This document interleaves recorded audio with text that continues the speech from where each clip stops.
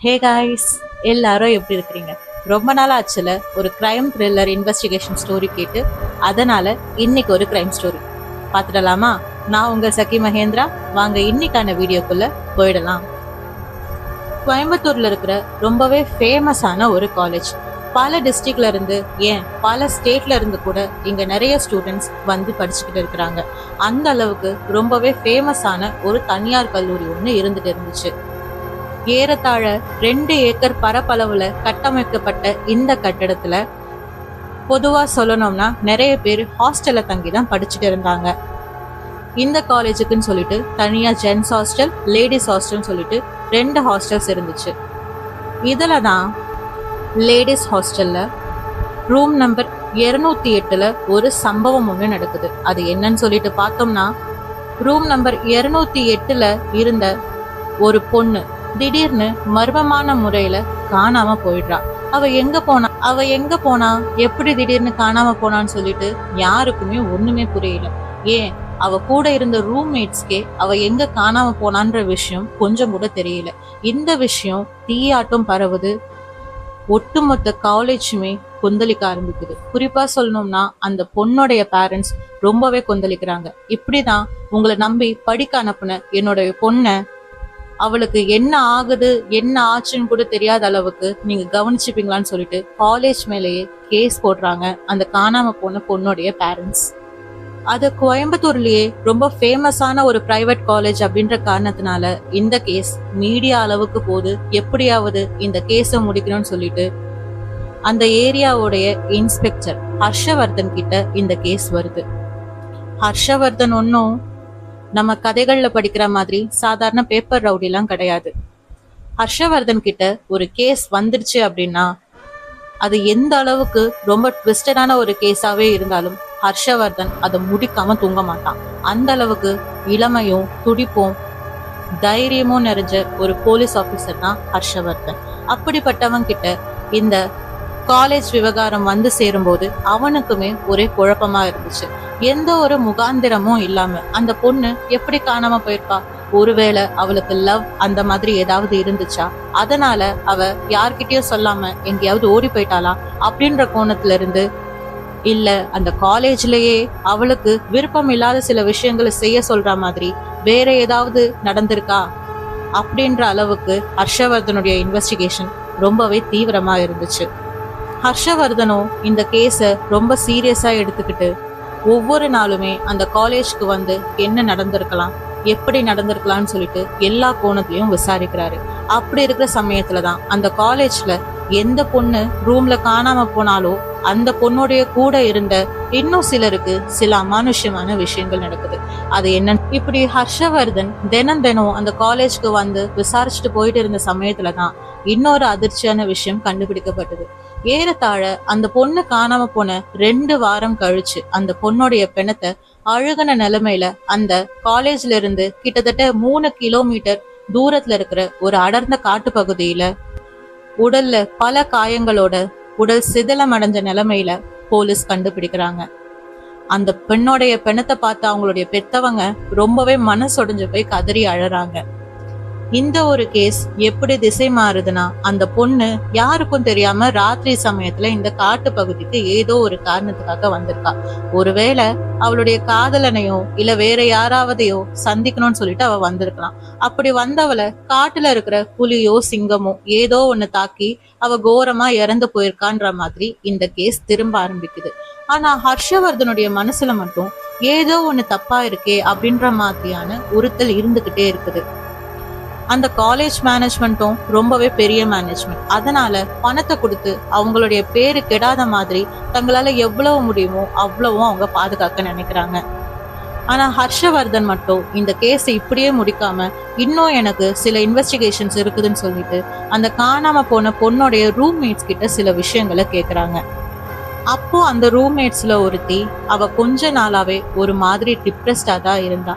என்ன ஏதுன்னு சொல்லிட்டு எதுவுமே எங்களுக்கு தெரியல. நாங்க கேட்டதுக்கு அவ ஏதோ சில காட்சிகளை பாக்குறதாவும் இந்த ரூம்ல அமானுஷ்யமா ஏதோ ஒண்ணு இருக்குதுன்னு சொல்லிட்டு என்னென்னமோ சொல்லிட்டு இருந்தா. ஆனா அதெல்லாம் எங்களுக்கு எதுவுமே தெரிய வரல. ஒரு நாள் நாங்க எல்லாரும் ஒன்னா சேர்ந்து ஓஜா போர்டு விளையாடிட்டு இருந்தோம். அப்படி விளையாடும் போது அவ ஒரு மாதிரி ரியாக்ட் பண்ண ஆரம்பிக்கவும் நாங்களும் அந்த ஓஜா போர்டை பாதியிலேயே நிறுத்த வேண்டியதாயிடுச்சு. அன்னைக்கு ராத்திரி தான் அவ காணாம போயிட்டு காட்டுல இந்த மாதிரி மீட்கப்பட்டிருக்கிறான்ற விவரத்தை ஹர்ஷவர்தன் தெரிஞ்சுக்கிறான். என்னதான் இந்த கேஸ் அமானுஷ்யமான சில திருப்பங்களுக்கு உட்பட்டாலும் ஹர்ஷவர்தனுடைய மனசுல மட்டும் ஏதோ ஒரு காரணம் உறுத்திக்கிட்டே இருந்துச்சு. அதனால உங்களுக்கு ஏதாவது சந்தேகம் இருக்குது அப்படின்னா உடனடியா என்னை கூப்பிடுங்கன்னு சொல்லி அவங்க கிட்ட சொல்லிட்டு அந்த இடத்த விட்டு ஹர்ஷவர்தன் கிளம்பி போறான். அன்னைக்கு ராத்திரி தன்னுடைய சக ரூம்மேட்டுக்கு இந்த மாதிரி சில விஷயங்கள் நடந்திருக்குதுன்னு சொல்லிட்டு ரிப்போர்ட்ஸ் கொடுத்தாங்க இல்லையா, அந்த ரூம்ல பிரியங்கா அப்படின்னு சொல்லிட்டு ஒரு பொண்ணு இருக்கா. அந்த பொண்ணு காலேஜ் முடிச்சுட்டு கொஞ்சம் தலைவலியா இருக்குதுன்னு சொல்லிட்டு சீக்கிரமே ரூமுக்கு வந்துடுறா. அப்படி வந்தவ தைலம் தேய்ச்சிட்டு கொஞ்ச நாளா ரெஸ்ட் எடுக்கலான்னு சொல்லி தூங்க ஆரம்பிக்கிறா. ஆனா அவ படுக்கும் போது அந்த பெட்ல அவ கூடவே சேர்ந்து வேற யாரோ படுக்கிற மாதிரியான உணர்வு அவளுக்கு ஏற்படுது. ஒருவேளை தன்னுடைய ஃப்ரெண்ட்ஸ் தான் யாரோ சீக்கிரம் வந்துட்டாங்க போல இருக்குன்னு அவ நினைக்கிறா. ஆனா திடீர்னு அவளுக்கு அழுகுனா மாதிரி ஒரு துர்நாற்றம் ஏற்படுது. என்னன்னு சொல்லிட்டு அவ திரும்பி பார்க்கும்போது கொஞ்ச நேரத்துக்கு முன்னாடி யாரோ ஒருத்தவங்க வந்து படுக்கிற மாதிரியான உணர்வு அவளுக்கு ஏற்பட்டுச்சு இல்லையா. ஆனா இப்போ அவ திரும்பி பாக்குறா, அவ பக்கத்துல யாருமே இல்லை. என்னதான் நடக்குது இங்க, என்னதான் அந்த துர்நாற்றம் சொல்லிட்டு அவ சுத்தி சுத்தி பார்க்கும்போது கொஞ்சம் தூரத்துல அந்த ரூமுடைய கதவு கிட்ட ஒரு அழுகி போன ஒரு உருவம், ரொம்ப கோரமான ஒரு கிரியேச்சர் நிக்கிறத பாக்குறா. பார்த்தவ கத்த ஆரம்பிக்கிறா. பயத்தோடைய விளிம்புல அவ கத்தி கண்ணு முழிக்கும் போதுதான் தெரிய வருது இது எல்லாமே அவளுக்கு வந்த கனவுன்னு சொல்லிட்டு. ராத்திரி ஏறத்தாழ 2 மணி இருக்கும் இந்த ஒரு விஷயம் நடக்கும்போது. அவ அலறத பார்த்து அவளுடைய மத்த ரூம்மேட்ஸ் எல்லாரும் என்னாச்சு உனக்குன்னு சொல்லிட்டு கேட்கும்போது, நான் எப்படி இங்க இருக்கிறேன், நான் இப்பதானே காலேஜ் முடிச்சுட்டு வந்தேன், எனக்கு தலை வலிக்குதுன்னு சொல்லி நான் மாத்திரை போட்டு தூங்கிட்டு இருந்தேன். அந்த கதவு பக்கத்துல யாரோ ஒருத்தர் நின்னுட்டு இருந்தாங்க, அவங்களுடைய கோரமான உருவத்தை நான் பார்த்தேன், இங்க ஏதோ ஒண்ணு இருக்குதுன்னு சொல்லிட்டு பிரியங்கா ரொம்பவே பயங்கரமா கத்த ஆரம்பிக்கிறா. அவளை கட்டுப்படுத்தவே முடியல. அப்போதான் அவளுடைய மத்த ரூம்மேட் சொல்றாங்க, இங்க நீ சொல்ற மாதிரி எதுவுமே நடக்கல, இவ்வளவு நேரமும் நீ தூங்கிட்டு தான் இருந்த, என்ன நினைச்சிட்டு இருக்க, மணி ராத்திரி 2 ஆகுது, இப்ப போய் காலேஜ் முடிச்சுட்டு வந்தேன்னு சொன்னா யார் நம்புவாங்க, தூக்கத்துல ஏதாவது கெட்ட கனவு கண்டிருப்ப, போய் பேசாம தூங்குன்னு சொல்லி அவளை திட்டி படுக்க வைக்கிறாங்க அவளுடைய மத்த ரூம்மேட்ஸ் எல்லாம். சரி, தனக்குதான் உடம்பு சரியில்லை அப்படின்னு சொல்லிட்டு பிரியங்காவும் நினைச்சுக்கிட்டு அப்படியே தூங்கி போயிடுறா. இதோட இந்த விஷயம் முடிஞ்சிருந்தா பரவாயில்ல. ஏறத்தாழ 2 நாட்கள் கழிச்சு அங்க இருந்த இன்னொரு ரூம்மேட்டான மேக்னாவுக்கும் இதே மாதிரி ஒரு சம்பவம் நடக்குது. மேக்னா தன்னுடைய ரூம்ல மேக்கப் போட்டுட்டு இருக்கும்போது திடீர்னு யாரோ ஒருத்தர் அவளுடைய தலைமுடிய கோதி விடுற மாதிரி இருந்துச்சு. கண்கள் மூடி இருந்த நிலைமையில ஒருவேளை தன்னுடைய ஃப்ரெண்ட்ஸ் தான் யாரோ பிராங்க் பண்றாங்கன்னு சொல்லிட்டு முதல்ல மேக்னா நினைக்கிறா. ஆனா அவ கண்ணை திறந்து எதிரில இருந்த கண்ணாடிய பார்க்கும் போதுதான் அந்த இடத்துல இறந்து போன அவளுடைய ரூம்மேட் ரொம்ப கோரமான உருவத்துல நின்னு அவளுடைய தலைமுடிய கோதி விட்டுட்டு இருக்க விஷயத்த அவ பாக்குறா. அலறி அடிச்சுக்கிட்டு அவ வெளியே ஓட முயற்சி பண்றா. ஆனா அந்த கதவு படார்னு மூடுது. ரொம்ப நேரமா அந்த கதவை தட்டி தட்டி திறக்க முயற்சி பண்றா. ஒரு வழியா வெளியில இருந்து யாரோ அந்த கதவை திறக்கும் போது, இந்த மாதிரி உள்ள நான் இறந்து போன அவளை நான் பார்த்தேன், அவ இங்கதான் பேயா சுத்திட்டு இருக்கிறான்னு சொல்லி அவ பயந்துகிட்டே சொல்லும் போது, என்ன உளறிட்டு இருக்கிற, உன்னை யாரோ உள்ள உட்கார வச்சு வெளியில லாக் பண்ணிட்டு போயிருக்காங்க, யார் இப்படி எல்லாம் விளையாடிட்டு இருக்காங்கன்னு சொல்லிட்டு தெரியல, ஒருவேளை உன்னை பயமுறுத்துறதுக்காக ஏதாவது யாராவது பண்ணிருக்கலாம், என்ன உளறிட்டு இருக்கன்னு சொல்லி மத்தவங்க கேட்கும் போது, என்னதான் வெளியில யாரோ ஒருத்தவங்க லாக் பண்ணிட்டு போனாலும் உள்ள அவ பார்த்த அந்த உருவம் அப்ப யாருன்னு சொல்லிட்டு அவளுக்கு ஒரு பயம் இருக்கும் இல்லையா. இந்த மாதிரியான சில விஷயங்கள் ஒரு புரளியா அந்த காலேஜ் முழுக்கவே பரவ ஆரம்பிக்குது. இதோட சேர்ந்து இன்னும் சில புரளிகளும் பரவ ஆரம்பிக்குது. அதாவது அந்த காலேஜ் கட்டப்பட்டிருக்க இடமே ஒரு இடுகாடு தான்னும், அந்த இடுகாட்டுல பல மாந்திரிக தந்திரங்கள் எல்லாம் நடந்திருக்குது, அதனாலதான் இந்த மாதிரி ஏதாவது ஒரு விஷயம் நடந்துகிட்டே இருக்குது, ஒவ்வொரு வருஷமும் யாராவது இங்க இறந்து போயிடுவாங்கன்ற மாதிரியான புரளிகள் எல்லாம் அந்த காலேஜ் மேனேஜ்மெண்ட் மேல வருது. அதனால அந்த காலேஜோடைய பேரு கெட்டு போக ஆரம்பிக்குது. இதனால இந்த விஷயம் ரொம்ப சீரியஸா ஒரு விஷயமா மாறுது. அந்த பொண்ணுங்க தங்களுக்கு ஏற்பட்ட அந்த எக்ஸ்பீரியன்ஸ ஹர்ஷா கிட்ட சொல்றாங்க. ஹர்ஷாவும் முதல்ல இது எல்லாத்தையும் பைத்தியக்காரத்தனமா இருக்குதுன்னு சொல்லிட்டு விட்டுடுறான். ஆனா ஒருவேளை இதெல்லாம் அந்த பொண்ணுடைய மரணத்துக்கு ஏதாவது ஒரு வகையில துப்பு கொடுக்குதோ அப்படின்னு சொல்லிட்டு வேற விதமாவும் அவன் யோசிக்கிறான். அப்படி இருக்கிற சூழ்நிலையில தான் இறந்து போன அந்த பொண்ணுடைய போஸ்ட்மார்ட்டம் ரிப்போர்ட் ஹர்ஷவர்தனுடைய கைகளுக்கு வருது.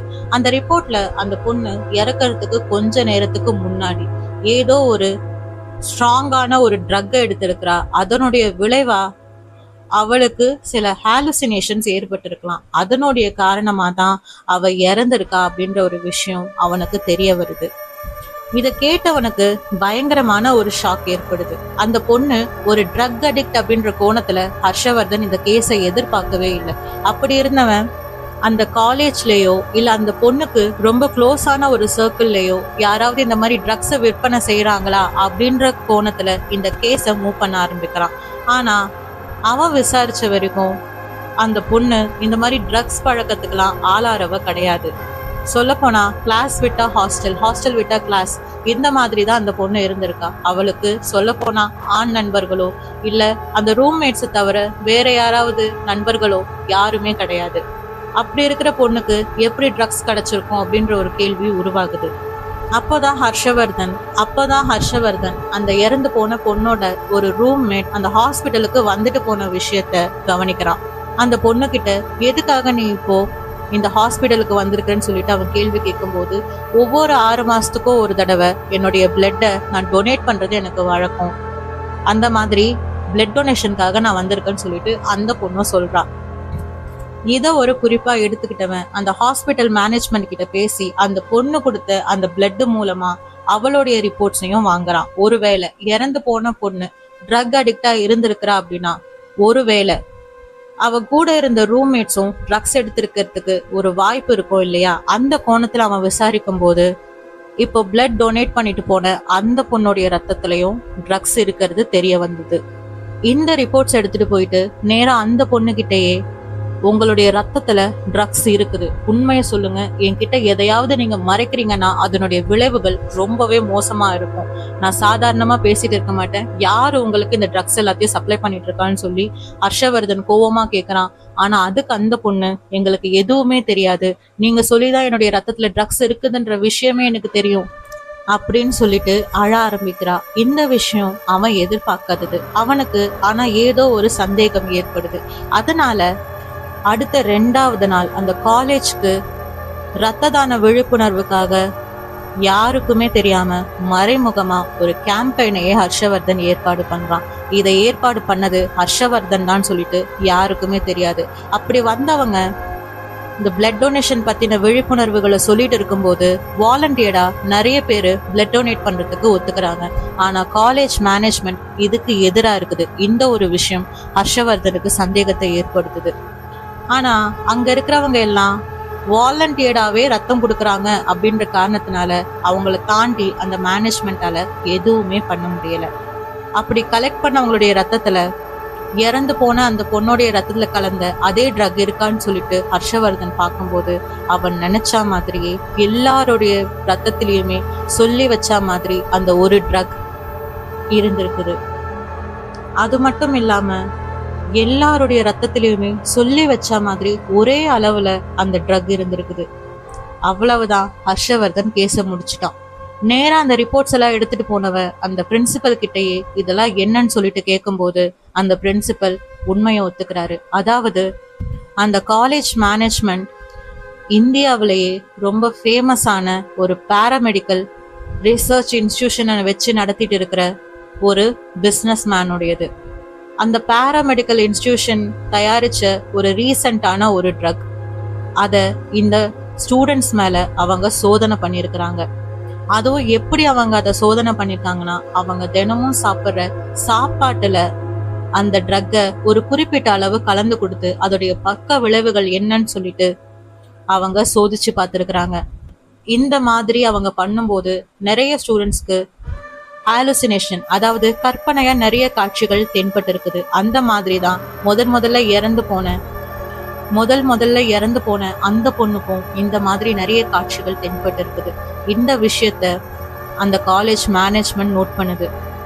அத அவ மேனேஜ்மெண்ட் கிட்டயுமே சொல்ல முயற்சி பண்ணிருக்கா. அதாவது எப்போல்லாம் நான் இந்த காலேஜ் ஹாஸ்டல்ல கொடுக்குற சாப்பாடை சாப்பிட்றனோ அப்போல்லாம் எனக்கு ஒரு விதமான மயக்க நிலை ஏற்படுது, ஒரு வித மந்த நிலை ஏற்படுதுன்னு சொல்லிட்டு அந்த மேனேஜ்மெண்ட் கிட்ட அவ சொல்லியிருக்கிறா. ஆனா அந்த மேனேஜ்மெண்ட் முதல்ல இத மறுத்தாலும் அந்த பொண்ணை எல்லா உண்மையும் கண்டுபிடிச்சிட்டான்னு தெரிஞ்சதுக்கு அப்புறமா ஆமான்ட்டு ஒத்துக்கிறாங்க.